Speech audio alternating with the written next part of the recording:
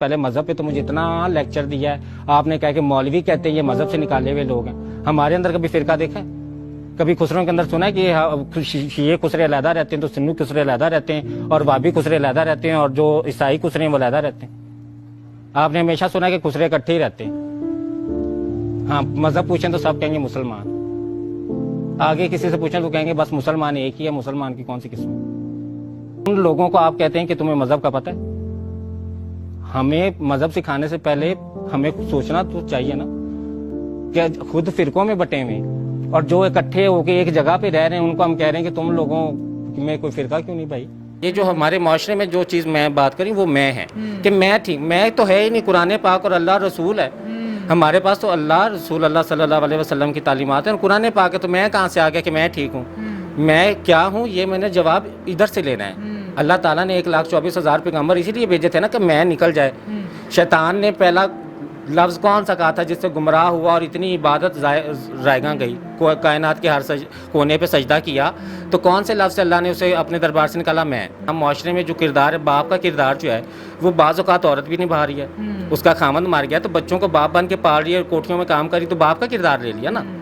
اگر کسی کی ماں مر گئی ہے تو اس کا باپ اپنی بیٹی کی کنگھی بھی کر رہا ہے, اس کو کپڑے بھی دھو کے دے رہا ہے, اسے لانچ بھی بنا کے دے رہا ہے, تو اس نے ماں کا کردار لے لیا. تو میرا گلہ یہ ہے کہ سوسائٹی مجھے جگہ دے, ٹھیک ہے, تاکہ ہم سوسائٹی سے کل کو گلہ نہ کریں. کل کو میں کوئی سیکس ورکر ٹرانس دیکھوں تو میں اس پہ گلہ کروں کہ تم ذمہ دار ہو, معاشرہ نہیں ہے, معاشرے نے جگہ دی ہے, ٹھیک ہے نا. تو اب ہم عورتوں کے مثال لے لیں تو کچھ عورتیں گھریلو عورتیں جو گھروں میں رہ رہی ہیں, بیویاں بن کے رہ رہی ہیں, ہاؤس وائف بن کے رہ رہی ہیں, کچھ عورتیں نوکری کر رہی ہیں, کچھ عورتیں طوائفیں بھی ہیں.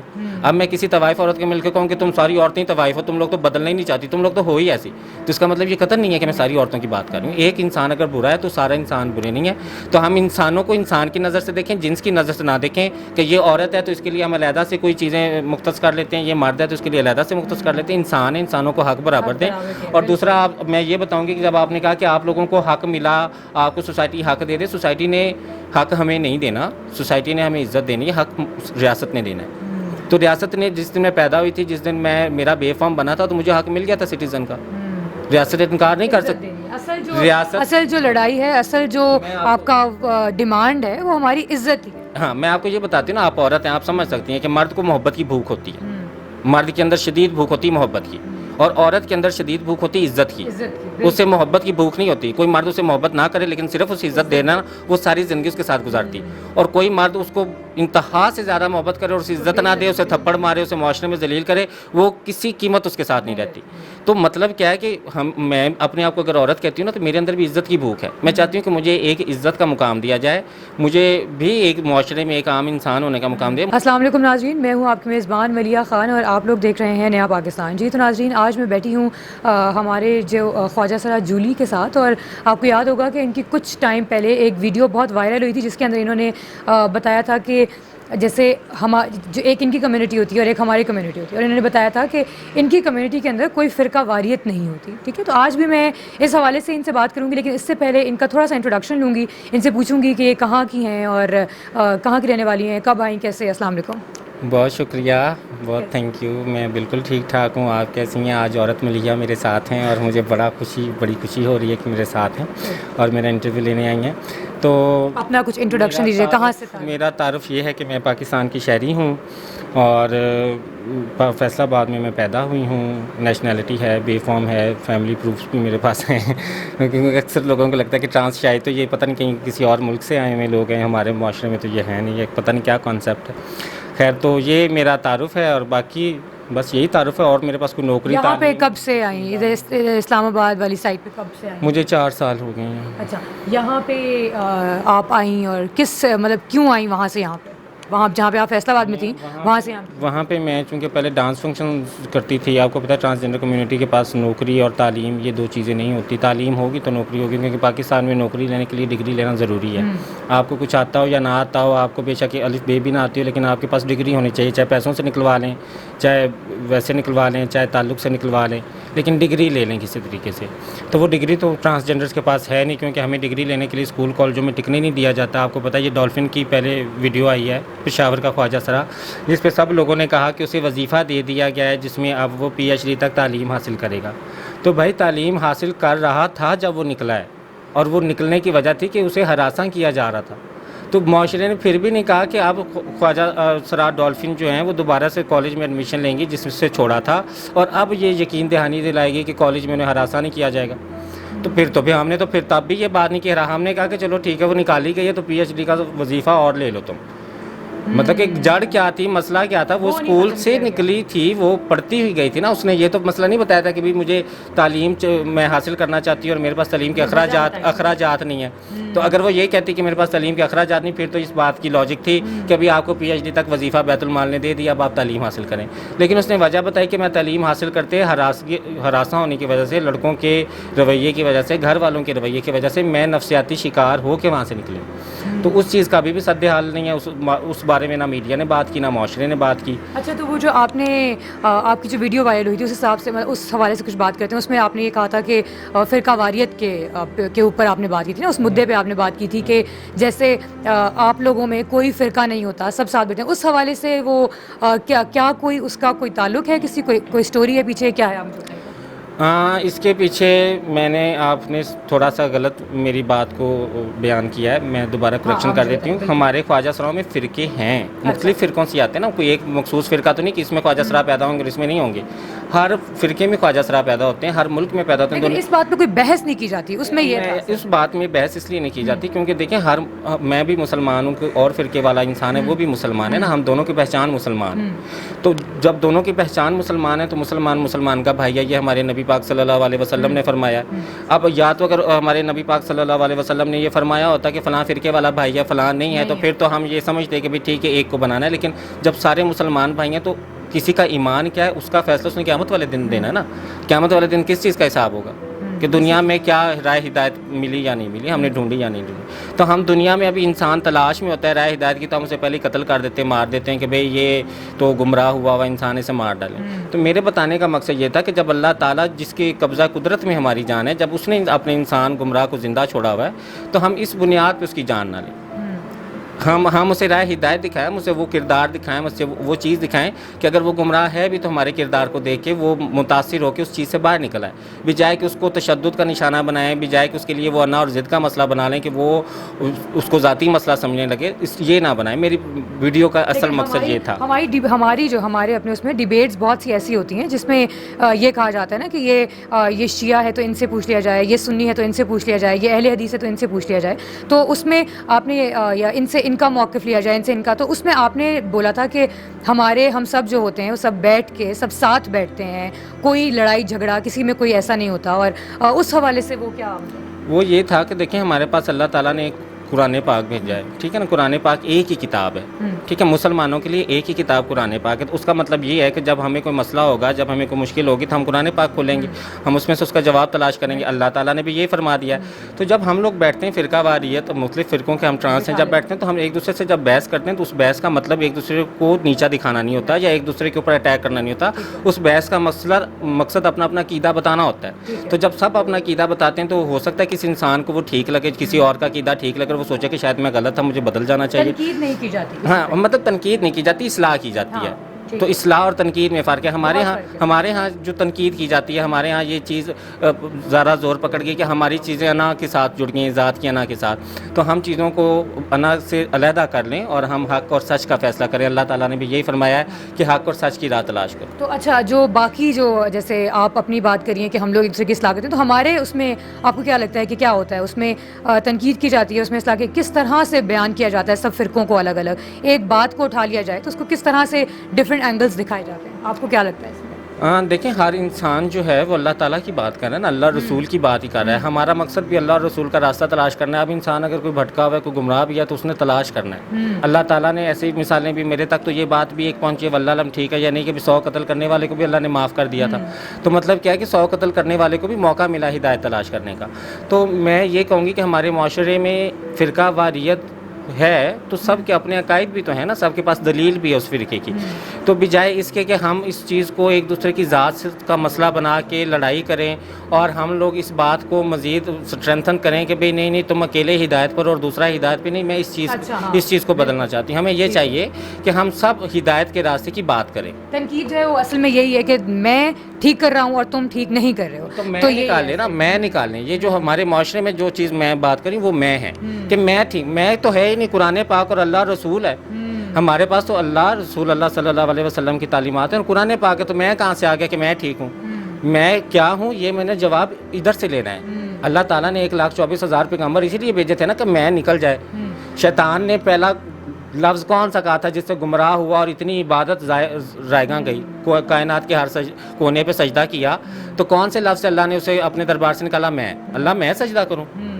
بالکل بالکل. تو وہ جو میں ہے نا وہ نکال دے معاشرہ, میں نکل جائے تو سب ٹھیک ہے, ٹھیک ہو جائے گا. اچھا اب جو آپ کو اس سب کے بعد بھی, مطلب جو آپ کہہ رہی ہیں کہ آپ فیصل آباد سے نکلی تھیں اور سب کچھ ہوا تھا, اس کے بعد آپ کو کیا لگتا ہے کہ کوئی امپروومنٹ آیا ہے کہ ہماری ٹرانسجینڈر کمیونٹی کو کوئی اس کے حقوق ملے ہوں, یا پھر حقوق ملنے سے پہلے جو بہت ساری باتیں ایسی کی جاتی تھیں کہ ٹرانسجینڈرس کو شاید حقوق اس لیے نہیں ملتے کیونکہ وہ شک و شبہات میں ہوتے ہیں لوگ کہ پتہ نہیں آیا یہ ٹرانسجینڈر ہے بھی یا نہیں ہے, آیا یہ خواجہ سرا صحیح ہے یا نہیں ہے, بنا ہوا ہے کیا ہے, تو اس میں کتنی حقیقت ہے, مطلب ایسا ہوتا ہے؟ بڑا مزیدار آپ نے مجھ سے یہ سوال پوچھا ہے. دیکھیں بات تو یہ ہے کہ اگر ایسے شکوک و شبہات پہ زندگی گزاری جائے, تو اگر میں سارا دن یہاں پہ بیٹھی یہ دیکھوں کہ پتہ نہیں یہ مرد ہے کہ نہیں ہے, پتہ نہیں یہ عورت ہے کہ نہیں ہے, تو اس کا کیا مقصد ہے؟ اس کا مقصد ہے کہ میں پاگل اور میں جاہل ہوں, مجھے اور کرنے کے لیے دنیا میں کوئی کام نہیں ہے, اور میں یہی سوچتی پھر رہی ہوں ہر انسان کو دیکھ کے کہ پتہ نہیں اس کے نیچے کیا لگا ہوا ہے. تو یہ ایک ذاتی مسئلہ ہے, کسی کا جنس اس کا پرسنل میٹر ہے. دیکھیں بینگ اے ہیومن, اگر میں ڈاکٹر بنتی ہوں تو میرا کام انسانیت کی خدمت کرنا ہے. اب اگر آپ یہ کہیں کہ مرد ڈاکٹر کا کام انسانیت کی خدمت ہے اور عورت ڈاکٹر کا کام جو ہے وہ عورتوں کی خدمت ہے, تو پھر تو جنس دیکھا جائے کہ بھی عورت کو دیکھا جائے, بھی اسے ننگا کر کے دیکھو یہ عورت ہے کہ نہیں, پھر اس کو ہم عورتوں کی خدمت کے لیے بھیجیں. تو ڈاکٹر تو انسان کی خدمت کر رہا ہے. اگر ایک پائلٹ بنا ہے تو وہ انسان کی خدمت کر رہا ہے. اگر ایک فوج ہے ہمارے پاس تو وہ ملک کی خدمت کر رہی ہے نا. آپ کو ہم یہ دیکھیں, اب میں یہ تو نہیں دیکھ سکتے کہ یہ فوجی جو ہے یہ پتہ نہیں مرد ہے, کہ یہ فوجی پتہ نہیں عورت ہے, کہ یہ فوجی اب فوجی جو سرحدوں پہ جاتے ہیں, اب میں پہلے ان کو ننگا کر کے دیکھوں کہ میں پہلے ننگا کر کے دیکھوں یہ مرد ہے اور یہ فوجی ہے کہ نہیں ہے. مطلب تو یہ کہ ہمیں انسانی اقدار بھول گئے نا, ہم انسانی اقدار پہ بات نہیں کرتے. ہم معاشرے میں جو کردار ہے, باپ کا کردار جو ہے وہ بعض اوقات عورت بھی نبھا رہی ہے. اس کا خامند مار گیا تو بچوں کو باپ بن کے پال رہی ہے, کوٹھیوں میں کام کر رہی, تو باپ کا کردار لے لیا نا. اگر کسی کی ماں مر گئی ہے تو اس کا باپ اپنی بیٹی کی کنگھی بھی کر رہا ہے, اس کو کپڑے بھی دھو کے دے رہا ہے, اسے لانچ بھی بنا کے دے رہا ہے, تو اس نے ماں کا کردار لے لیا. ہماری سوسائٹی میں آپ لوگوں کو کوئی کردار دیا جا رہا ہے؟ آپ لوگوں کو اگر آپ لوگ کوئی کردار پلے کرنا چاہ رہے ہوں اگر تو ہو رہا ہے؟ انٹرٹینمنٹ کا کردار ہمیں دیا جا رہا ہے. اچھا, آپ کو لگ رہا ہے کہ انٹرٹینمنٹ کا کردار دیا جا رہا ہے, لیکن گھٹیا سستی ترین انٹرٹینمنٹ. وہ انٹرٹینمنٹ ایک انٹرٹینمنٹ ہے جو کپل شرما کرتا ہے, ٹھیک ہے نا. ایک انٹرٹینمنٹ ہے جو ہمارے لاہور میں اسٹیج شو ہوتے ہیں وہاں پہ کامیڈین کرتا ہے تو دونوں کامیڈیز ہی ہیں نا. تو معیار کپل شرما کا زیادہ کیوں بنا دیا گیا ہے؟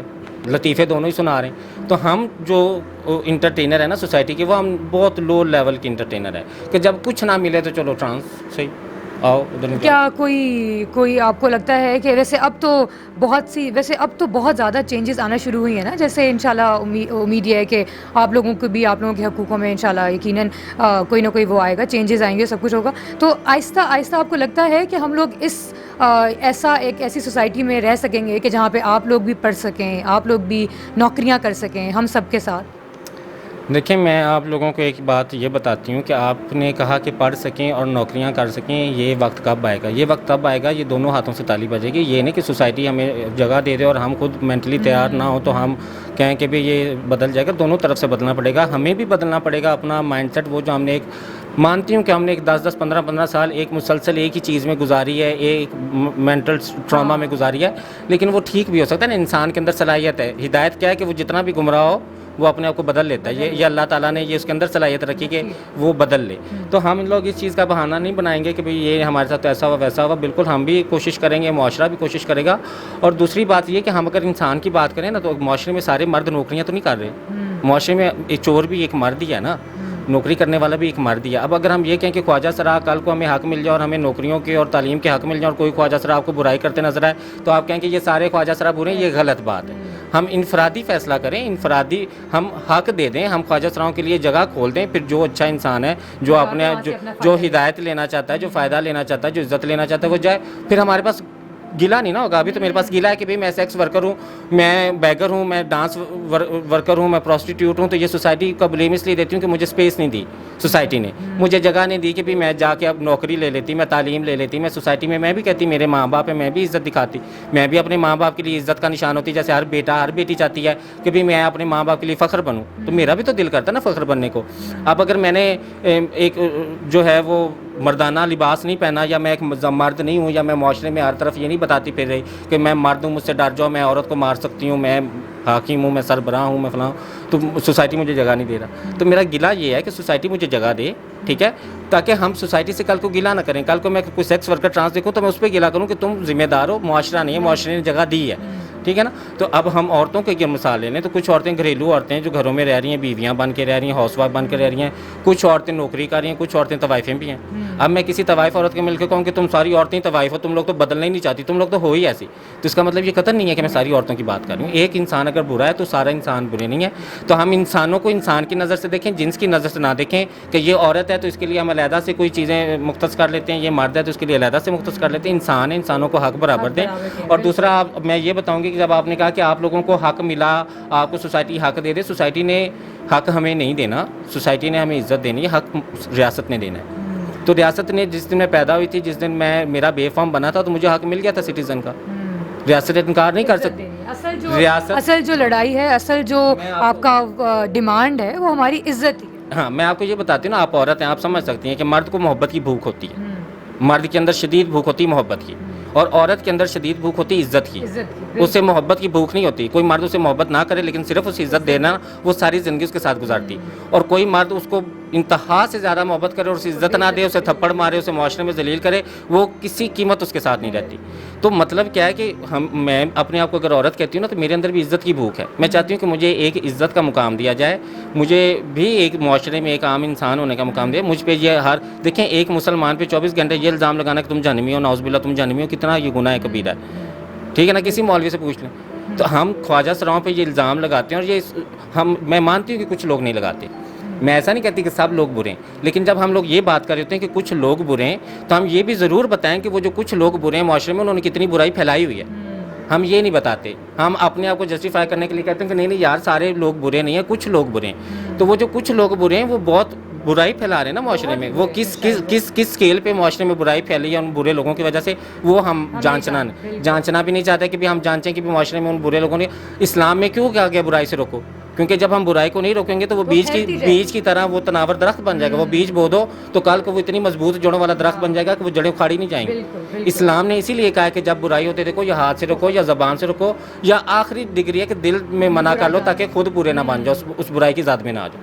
تو یہ چیزیں ہمیں سوچنی چاہیے, اسلام کی اصل ویلیوز ہمیں بتانی چاہیے. ہمیں بتانا چاہیے کہ اللہ کے آپ کیا لیسن کوئی دینا چاہیں, کوئی پیغام دینا چاہیں آپ کے دیکھنے والوں کو, یا پھر آپ کی عزت کے حوالے سے, یا آپ کے رائٹس کے حوالے سے, جس بھی حوالے سے آپ کو پیغام؟ میں بالکل معاشرے میں انسانوں کو پیغام دینا چاہوں گی, میں کسی جنس کو پیغام نہیں دینا چاہوں گی کہ بھئی یہ جنس یہ کام کر لے, کیونکہ اللہ تعالیٰ نے کہا بے شک انسان خسارے میں. تو میں نے کہا کہ بھی اللہ تعالیٰ نے یہ کیوں نہیں کہا کہ بے شک مرد اور عورت خسارے میں. انسان کا لفظ استعمال کیا نا, سبحان اللہ قرآن پاک میں. تو انسان کا لفظ پہلے ہے, پھر اس کی جنس تو اس کا سوسائٹی میں رول بناتی ہے نا. اگر آپ عورت ہیں تو پھر آپ کا سوسائٹی میں رول ہے کہ آپ بچہ پیدا کر رہی ہیں, آپ ایک گھر کو چلا رہی ہیں, آپ ایک گھر کی سربراہی کر رہی ہیں, آپ بچوں کی پرورش کر رہی ہیں, تو وہ کردار ہے. لیکن اگر آپ کو کہا جائے کہ یہ عورت ہے, اس کو جینے کا حق نہیں, اس کو مار ڈالو, اس کو کاٹ ڈالو, اس کو معاشرے سے نکال دو, تو یہ قطعاً غلط بات ہے نا. یہ صحیح بات ہے, اس کی کوئی جسٹیفیکیشن رول ہے ہمارا وہ سوسائٹی نہیں ڈیسائیڈ کرے گی. اب اگر مجھے سوسائٹی کل کو جاب دے دے اور میں کل کو ڈاکٹر بن جاؤں, تو میرا کام انسانیت کی خدمت ہونا ہے. کوئی یہ تو نہیں کہے گا کہ یہ ٹرانس ہے تو اس کو آپریشن نہ کرنے دو. نہیں, بالکل ٹھیک ہے. تو میں یہ بات کہوں کہ ہم شعور لیں. میری ایک ہی معاشرے سے ریکویسٹ ہے کہ ہمیں ڈگریوں کی ضرورت نہیں, ہمیں شعور کی ضرورت ہے. کوئی انسان یہ مت سوچے کہ میں نے ایم فل ڈگری, کسی انسان نے ایم فل ڈگری کر لیا ہے اور وہ چھوٹوں پہ شفقت نہیں کرتا اور بڑوں کی عزت نہیں کرتا, تو ہمارے رسول پاک صلی اللہ علیہ وسلم نے کیا کہا کہ وہ ہم میں سے نہیں, وہ جاہل ہے, وہ جہالت پہ, وہ گمراہی پہ ہے. تو ڈگری آپ کی, شعور اور ڈگری دو مختلف چیزیں ہیں. جب حضور پاک صلی اللہ علیہ وسلم نے فرمایا کہ علم حاصل کرو چاہے چین جانا پڑے, ڈگری حاصل کرنے کا نہیں کہا. وہ کون سا علم تھا جو اس وقت میں لیا جاتا تھا؟ زندگی کا, اپنی ذات کا, انسان دنیا میں کیوں آیا, اس کے رہنے کا مقصد کیا ہے, وہ واپس جائے گا تو کیا کرنے جائے گا, اس کو دنیا میں رہ کے کون سے کام کرنے, کون سے فیصلے ہیں جو اس نے کرنے. میں ایک چھوٹی سی پلیز اور بات آپ کی ٹوکوں گی, کیونکہ ہمیں اکثر انسان لوگ کہتے ہیں کہ لو سب کچھ تو اللہ کے اختیار میں. بے شک سب کچھ اللہ کے اختیار میں, اس میں کوئی شک نہیں ہے. لیکن حضرت علی سے کسی انسان نے پوچھا کہ ہم یہ کیسے تعین کریں کہ اللہ نے انسان کو کتنا اختیار دیا ہے؟ تو حضرت علی نے فرمایا اپنی ایک ٹانگ اٹھاؤ. اس آدمی نے ایک ٹانگ اٹھا لی. پھر حضرت علی نے فرمایا دوسری بھی اٹھاؤ. تو اس نے کہا جی میں گر جاؤں گا دونوں اٹھاؤں گا. تو حضرت علی نے فرمایا انسان کو اتنا اختیار اللہ نے دیا ہے. تو انسان کو اللہ نے اتنا اختیار دیا ہے کہ وہ انسانوں کی خدمت کرے, ان پہ تہمت الزام بہتان نہ لگائے. اللہ تعالیٰ نے قرآن پاک میں فرمایا ہے جس کا مفہوم ہے کہ بوتن کسی پہ بہتان لگانے والا, الزام تراشی کرنے والا وہ جہنمی ہے, اور اگر وہ جھوٹا الزام دیتا ہے. اور یہ بھی فرمایا, میں نے یہ بھی بات سنی ہے, مجھے نہیں پتہ میرے تک تو یہ بات پہنچی کہ حضور پاک صلی اللہ علیہ وسلم نے یہ فرمایا کہ جب کسی انسان پہ کوئی الزام مسلمان پہ لگاتا ہے تو جب تک وہ اسے سچ ثابت نہ کر سکے وہ جہنم میں ہوتا ہے. مطلب کہ اتنی زیادہ اس بات پہ زور کیوں دیا گیا کہ کسی پہ جھوٹا الزام بہتان ہم نہ لگائیں. ہاں, حضور پاک صلی اللہ علیہ وسلم کی زندگی کا بس نمونہ ہمارے لیے دیا گیا کہ وہ دیکھ کے فالو کریں. تو اس میں مجھے کہیں تشدد نظر نہیں آتا, اس میں مجھے محبت نظر آتی ہے, اس میں مجھے قربانی نظر آتی ہے, اس میں مجھے پیار نظر آتا ہے, اس میں مجھے احسان نظر آتا ہے, مجھے کہیں بھی تشدد نظر نہیں آتا. تو جو ہمارے نبی پاک صلی اللہ علیہ وسلم ہیں ہم ان کی امتی ہیں, اور ہم نے وہی بات کرنی ہے, ہم نے وہی بات ماننی ہے, ہم نے وہی راستہ اپنانا ہے جو ہمارے نبی کریم صلی اللہ علیہ وسلم کا راستہ ہے, جو اللہ کا راستہ ہے, جو ہمارے قرآن پاک جو اللہ نے بھیجا اس کا راستہ ہے. بہت شکریہ جی جولی, آپ سے بات کر کے بہت اچھا لگا. اتنی ساری باتیں آپ نے ایسی کہی ہیں شاید جو واقعی جن کے پاس ایم فل کی ڈگریاں, جن کے پاس پی ایچ ڈی کی ڈگریاں, وہ شاید یہ باتیں نہ کر سکتے ہوں گے. لیکن بات یہی ہے کہ انسان کو وہی بڑا ہوتا ہے جس کے پاس نالج بہت ہوتی ہے, جس کے پاس انفارمیشن ہوتی ہے. تو کوئی بھی انسان اپنی ڈگری سے چھوٹا یا بڑا نہیں ہوتا, اپنے کردار سے چھوٹا بڑا ہوتا ہے اصل میں, کہ اس کا کردار کیسا ہے اصل میں. تو ناظرین امید کرتی ہوں کہ آپ کو اچھا لگا ہوگا ان کی باتیں سن کر, اور فی الحال مجھے دیجیے گا اجازت. اللہ حافظ.